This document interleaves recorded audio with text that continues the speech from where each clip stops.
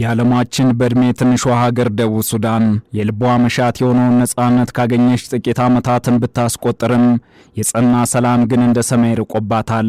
በአውሮፓውያኑ ኦገስት 9 2011 ከሱዳን ነጻነቷን ስታገኝ ከነበራት ከ11 እስከ 12 ሚሊዮን ሕዝብ በ5 ዓመት የእርስ በርስ ግጭት 400 ሺህ ያህል ዜጎቿን አጥታለች። ወደ 4 ሚሊዮን የሚጠጉ ሰዎችን ደግሞ የመኖሪያ ቀያቸውን ጥለው ወደ ማያውቁት ባዕድ ሀገር እንዲሰደዱም አድርጓል። ይህች በነዳጅ የበለጸገች ሀገር አብዛኛውን ገቢዋን የምታገኘው ከነዳጅ ቢሆንም ድህነትና አለመረጋጋት እንዲሁም የልማት ችግር መታወቂያዋን ካደረገች ሰንባብታለች። በአሁኑ ወቅትም ምክትል ፕሬዝዳንቱ በአገር ክህደትና በጦር ወንጀል ተከሰው ዘብጥያ መውረዳቸውን ተከትሎ ታሪክ ራሱን ለመድገም እያኮበኮበ ነው። የዳግም እርስ በርስ እልቂት የቅድመ ዝግጅት አብሳሪው ፊሽካም በሀገር ክህደት ወንጀል ተጠርጣሪው ምክትል ፕሬዝዳንት ሪክ ማቻር ደጋፊዎች ተነፍቷል። ስጋቱ እንዳይሆን አስቀድሞ በዓለም አቀፍ ተቋማት በኩል የወጡ ማሳሰቢያዎች ጀሮ እንደተነፈጋቸውም ይገኛል። በተፈጥሮ በኩልም ጎርፍ እያጠመቃት ትገኛለች። የደቡብ ሱዳን ተቃዋሚዎች የአገዛዝ ለውጥን ለማካሄድ የትጥቅ ንቅናቄ እንዲደረግም ጥሪ አቅርበዋል። ይህንንም ተከትሎ ተፈጥሯዊም ሆነ ሰው ሰራሽ አደጋ በተደቀነባት ደቡብ ሱዳን ከመቼውም ጊዜ በላይ የእርስ በርስ ግጭቱ ሊፈነዳ ይችላል የሚለው መላምትም ተበራክቷል። ይህንኑ ጉዳይ በዓለም አቀፍ ትንታኔ ዘገባችን እንመለከተዋለን። አበረ ስሜነ ነኝ። የደቡብ ሱዳን መንግስት በማቻር ትዕዛዝ ናስር በሚገኘው ወታደራዊ መጠለያ ጣቢያ ላይ በደረሰ ጥቃት ከ250 በላይ ወታደሮች ተገድለዋል የሚል ክስም አቅርበዋል። ፕሬዝዳንት ሳልቫኪር የሚመሩት መንግስት በክስ ብቻ ሳያበቃ ምክትል ፕሬዝዳንት ሪክ ማቻርን አንቆ ዘብጥያም አውርዷል። ደቡብ ሱዳን በአውሮፓውያኑ 2011 ከሱዳን ነጻነቷን ካገኘች በኋላ ከአውሮፓውያኑ ከ2013 እስከ 2018 በዋነኝነት በፕሬዝዳንት ሳልቫኪር ታማኝ ኃይሎችና በምክትል ፕሬዝዳንት ሪክ ማቻር መካከል የእርስ በርስ ጦርነትን አስተናግዳለች። በወቅቱ 4 ሚሊዮን ዜጎቿ ሀገራቸውን ጥለው ሲሰደዱ 400 ሺህ ገደማ ሰዎች ደግሞ ደመከልብ ሆነዋል። ማቻርና ፕሬዝዳንት ሳልቫኪር ጎራ ለይተው የ5 ዓመቱን ግጭት ከመሩ በኋላ በአውሮፓውያኑ 2018 በተደረሰ የሰላም ስምምነት መሰረት የብሔራዊ አንድነት መንግስት መስርተዋል። ከዚያ ጊዜ ወዲህ ሀገሪቱ አንጻራዊ ሰላምም ሆና ቆይታለች። የግጭቱ መነሻ የሆነው ፕሬዝዳንት ሳልቫኪር ምክትላቸው ማቻርን የመፈንቅለ መንግስት ሙከራ አድርገዋል በማለት ከስልጣን ማንሳታቸው ነበር። በአሁኑ ወቅት ደግሞ ደቡብ ሱዳን አንጻራዊ ሰላሟን አደፍራሽ ውጥረት ነግሶባታል። ሊፈነዳ ለተቃረበው ውጥረት መነሻ የሆነውም ምክትል ፕሬዝዳንት ማቻር በሀገር ክህደትና በጦር ወንጀል መከሰሳቸው ነው። ክሱ በማቻር ትዕዛዝ ናስር በሚገኙ ወታደራዊ መጠለያ ጣቢያ ላይ በደረሰ ጥቃት ከ250 በላይ ወታደሮች ተገድለዋል የሚል ነው። በዚህ ክስ የቀድሞ የነዳጅ ሚኒስትር የነበሩትን ጨምሮ ሌሎች 7 ባለስልጣናት ከማቻር ጋር በመተባበር ተከሰዋል። ክሱ ከተሰማ በኋላ የደቡብ ሱዳን ተቃዋሚዎች መንግስት የአንድ ጎሳን የበላይነት ለማስከበር እየሞከረ ነው ሲሉም ወንጅለዋል። ተቃዋሚዎች መንግስት የስልጣን ቁጥጥርን ለማስከበር እየሞከረ ነውም ባይ ናቸው። ፓርቲያቸው የሱዳን ህዝቦች ነጻ አውጪ ንቅናቄ በበኩሉ ክሱን አውግዞታል። በርካቶችም የ5 ዓመቱ የእርስ በርስ ጦርነት እንዲያበቃ ያስቻለውን የ2018 የሰላም ስምምነት ለማፍረስ የተደረገ ደባ እንደሆነም ያምናሉ። ውጥረቱን ከማብረድ ይልቅ ፓርቲያቸው የኪር መንግስት ላይ ያገዛዝ ለውጥ እንዲደረግ ግፊቱን አጠናክሯል። የ72 ዓመቱ አዛውንት ማቻር ከ74 ዓመቱ አዛውንት ፕሬዝዳንት ሳልቫኪር ጋር የሚያጋጫቸው ጉዳይ አምባገነን መሪ በሚል የሚያቀርቡት ውንጀላ ቀዳሚውን ቦታ ይይዛል።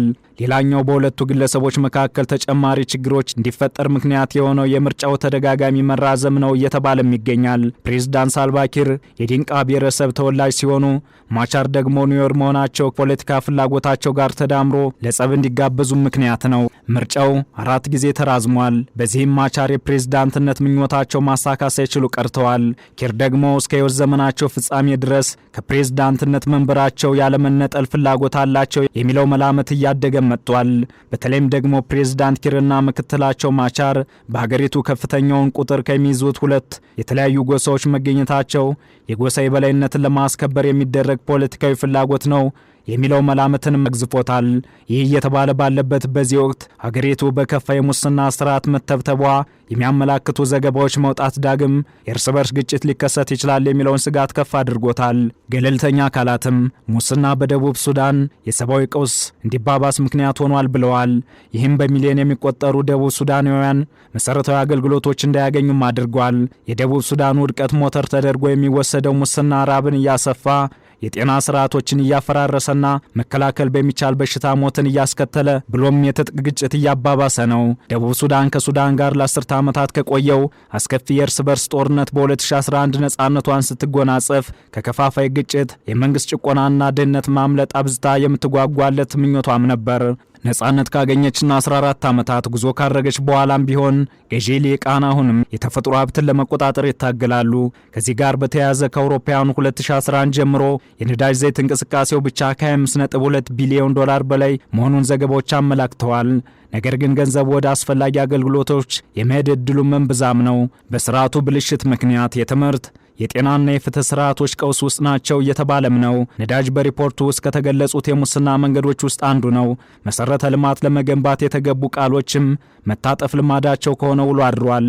ባለፉት 14 ዓመታት የሀገርነት ታሪኳ 2.2 ቢሊዮን ዶላር ከበጀት ውጪ በሆነ መንገድ ወደ ፖለቲካዊ ግቦች ለማስፈጸም በሚል ተመዝብሯል፣ አሊያም በከንቱ ባክኗል። ወዲህ ደግሞ ደቡብ ሱዳን ከፖለቲካዊ ትኩሳት ባለፈ የተፈጥሮ ትኩሳት እየናጣትም ይገኛል። የተባበሩት መንግስታት የስደተኞች ኤጀንሲ በደቡብ ሱዳን ከፍተኛ የጎርፍ አደጋ ከ1 ሚሊዮን በላይ ሰዎች ሊጎዳ እንደሚችል ማስጠንቀቁ ይህንኑ የሚያረጋግጥ ነው። በዚህ ዓመት በደቡብ ሱዳን ባጋጠመ የጎርፍ መጥለቅለቅ 273,000 ሰዎች ተጎድተዋል። ባለፈው ነሐሴ ወር ብቻ የተጎጂዎች ቁጥር ከ3 እጥፍ በላይ ጨምሮ 100,000 ገደማ ሰዎች ተፈናቅለዋል። በሚቀጥሉት ወራት ደግሞ ከ1 ሚሊዮን በላይ ሰዎች ሊጎዳ እንደሚችል ኤጀንሲው ተንብዮአል። ከነዚህም ውስጥ 400,000 ያህሉ ሊፈናቀሉ ይችላሉ።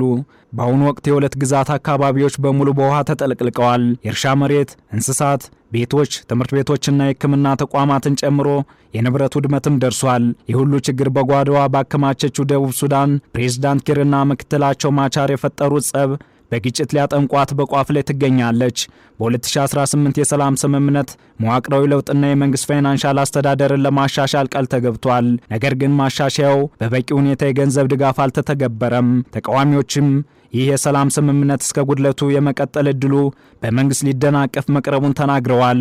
ለዚህም የምክትል ፕሬዝዳንት ማቻርን መከሰስ አስረጃ አድርገው ያቀርባሉ። ፓርቲያቸው የመንግስት ለውጥ እንዲደረግ ለደጋፊዎቹ ያቀረበው ጥሪም ግጭትን የመውለድ ስጋት ደቅኗል።